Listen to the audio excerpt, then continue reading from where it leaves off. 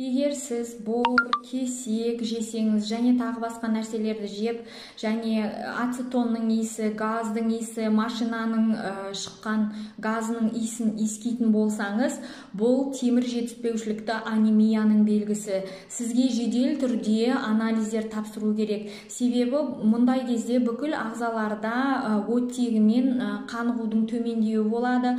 Сонымен қатар шашыңыздың түсуі және тырнақтың сынғыштығы болуы мүмкін, және адамда тез ашуланғыштық, яғни сәл нәрсеге адам тез ашуланғыш болып кетеді, адам шаршағыш болады, күші жоқ, шамасы жоқ, тез шаршайды, сосын адамның көп жиі ұйқысы келеді, сосын тез резко тұрған кезде басыңызды айналуы мүмкін.